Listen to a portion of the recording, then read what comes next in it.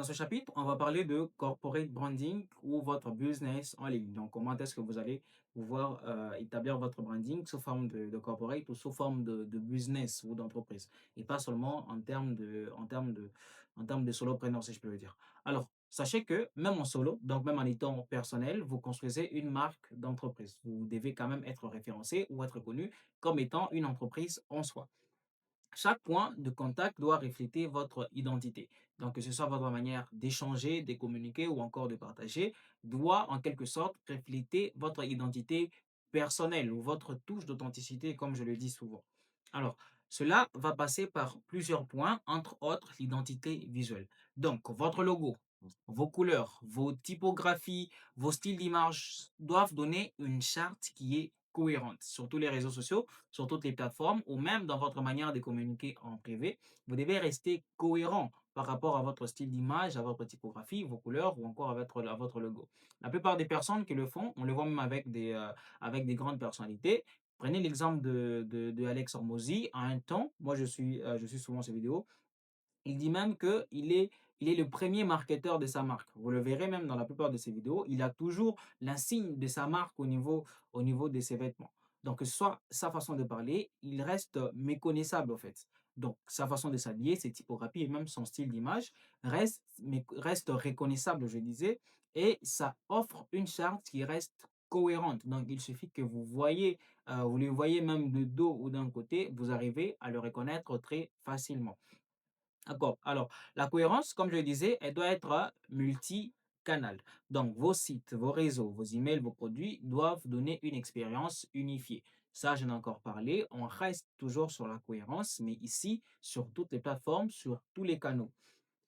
Le ton de votre voix, vous devez arriver à mieux le gérer. Comment? Parce que vous devez vous poser la question de savoir comment votre marque parle-t-elle? Comment la marque de votre entreprise ou de votre personnalité est en train de parler? C'est très important parce que quand vous arrivez à le définir, vous pouvez vous y tenir.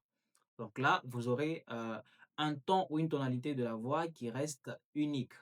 Comme je l'explique encore dans les vidéos précédentes, il y a certaines personnalités, juste à leur façon de parler, vous pouvez les reconnaître même en ne voyant pas leur visage. Pourquoi? Parce qu'ils sont arrivés à définir un ton de la voix qui est unique et ils s'y sont tenus. C'est important.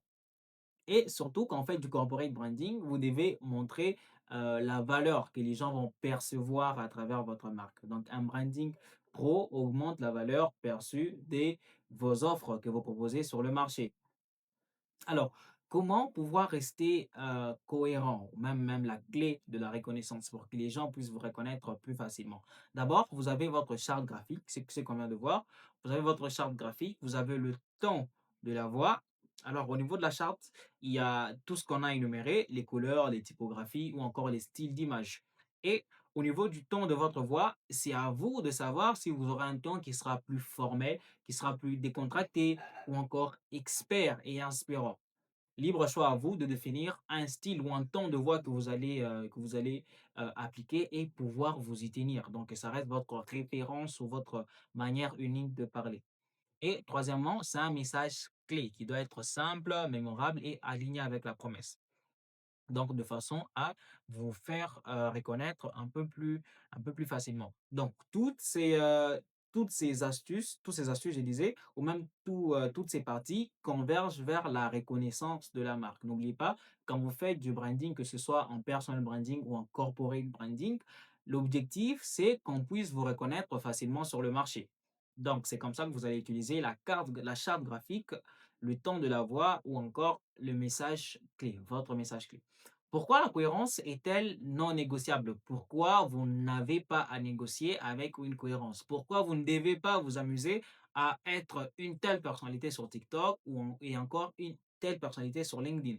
À être telle image sur Instagram alors que votre page Facebook reflète une autre identité de votre personnalité? Votre audience, elle vous reconnaît en un clin d'œil, comme je le dis. Alors, elle développe une confiance qui est instinctive et cette confiance-là, elle est adressée envers votre marque. Une marque cohérente, c'est une marque qui est mémorable, donc qui n'est pas oubliable, et surtout, c'est une marque qui vend bien. Et si j'ajoute, c'est une marque qui vend mieux quand on vous reconnaît plus facilement, quand vous restez cohérent, vous avez la facilité de proposer des offres et bien sûr d'aller chercher encore plus de ventes, non seulement par le marketing digital. Alors, appliquez systématiquement votre charte sur chaque support, que ce soit la publication, les emails, les vidéos ou encore vos produits digitaux. Alors, comment devenir une autorité dans votre domaine? Donc, comment devenir une marque ou tout simplement vous différencier des autres? Une marque crédible est une marque qui vend. L'autorité se construit par la visibilité et la valeur à apporter. D'abord, vous devez pouvoir publier du contenu de valeur, des articles, des vidéos, des podcasts. Vous devez éduquer votre audience régulièrement de façon à ce qu'on vous reconnaisse à travers la valeur du contenu que vous partagez. Deuxièmement, c'est une présence qui est stratégique. Donc, soyez là où votre audience cherche des solutions. L'audience, vous pouvez la construire et en la construisant, vous devez pouvoir apporter des solutions, même à travers le contenu ou tout simplement par ça peut être des ressources que vous pouvez partager. Donc, soyez là où votre audience cherche des solutions. Répondez comme vous pouvez à certains problèmes. Alors, vous devez ou soit vous pouvez aussi devenir une autorité dans votre marque à travers des débats et des partages. Partagez vos opinions, vos retours d'expérience ou encore les leçons que vous avez apprises. Certaines personnes sur les réseaux sociaux ont, je dirais, peur de trancher une affaire ou de se positionner d'un cadre parce qu'ils estiment ils ne vont pas obtenir l'empathie ou la sympathie de l'autre côté. Alors que quand vous devez définir une autorité dans votre domaine, vous devez prendre parti dans certains débats. Bien sûr, ce n'est pas tous les débats dans lesquels vous prendrez parti, mais au moins dans les débats qui décident ou soit qui demandent à être tranchés et dans lesquels vous avez un positionnement qui est fixe ou tout simplement une position qui est unique ou qui est d'un côté, vous devez être capable et avoir l'audace de prendre une position et bien sûr de partager vos retours d'expérience et les leçons que vous avez déjà apprises quant à ce.